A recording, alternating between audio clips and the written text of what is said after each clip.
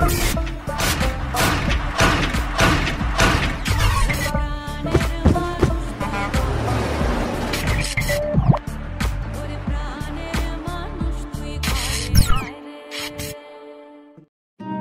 ঘোষাল এবং শিলাদিত্য মুখোপাধ্যায়ের ভালোবাসার গল্পটা ঠিক যেন একটা রূপকথার মতো। দুজনে যখন প্রেম করা শুরু করেছিলেন তখন দুজনেই আর 5টা ছেলেমেয়ের মতো সাধারণ ছিলেন। অথচ আজ শ্রেয়া ঘোষাল যেমন উপমহাদেশের অন্যতম সেরা গায়িকা, ঠিক তেমনি শিলাদিত্য মুখোপাধ্যায়ও আজ বিশ্বের অন্যতম বড় কোম্পানি ট্রু কলারের গ্লোবাল হেড। এভাবেই শূন্য থেকে একসঙ্গে লড়াই শুরু করে সমস্ত বিপদে আপদে একে অপরের পাশে থেকে একসঙ্গে বড় হওয়াটাই তো প্রকৃত ভালোবাসা। শ্রেয়া আর শিলাদিত্য মিলে সেটাই প্রমাণ করলেন আরো একবার।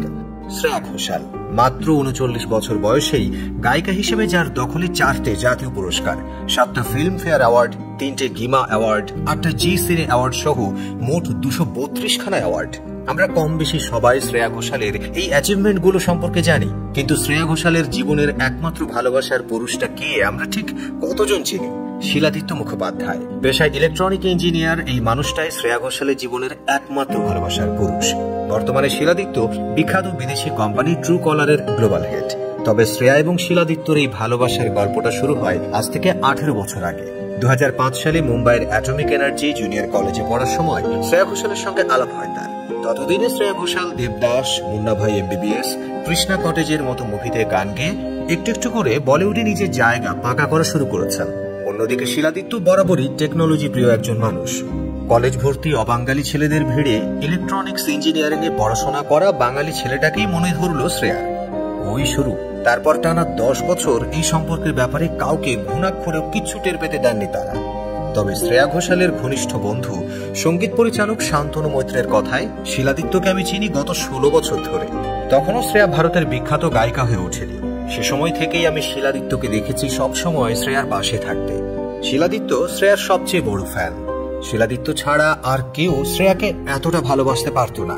সত্যি বলতে শ্রেয়া ঘোষালও শিলাদিত্য মুখোপাধ্যায়কে ঠিক এতটাই ভালোবাসেন। মানুষের স্বভাব সাকসেস পাওয়ার পর পুরনো মানুষগুলোকে ভুলে যাওয়া, কিন্তু শ্রেয়া ঘোষাল যত সাকসেস পেয়েছেন, যত উঁচুতে উঠেছেন, ততই তিনি আঁকড়ে ধরেছেন নিজের জীবনসঙ্গী শিলাদিত্যকে। একটা সময় ছিল যখন শ্রেয়া ঘোষালের গান শুনে ভারতের তামাম শিল্পপতিরা নিজের ছেলের বিয়ের সম্বন্ধ পাঠাতেন শ্রেয়ার বাড়িতে, কিন্তু শ্রেয়া প্রত্যেকবার সেই সমস্ত প্রস্তাব ফিরিয়ে দিতেন। 2015 সালে যখন শ্রেয়া ঘোষাল আর শিলাদিত্যর বিয়ে হয়, ততদিনে শ্রেয়া ঘোষাল বলিউড কাঁপাচ্ছেন, কিন্তু তা সত্ত্বেও অত্যন্ত ঘরোয়াভাবে বিয়ে করেছিলেন শ্রেয়া এবং শিলাদিত্য। কারণ ওরা দুজনেই ভীষণ সাধারণভাবে জীবনযাপন করতে ভালোবাসেন।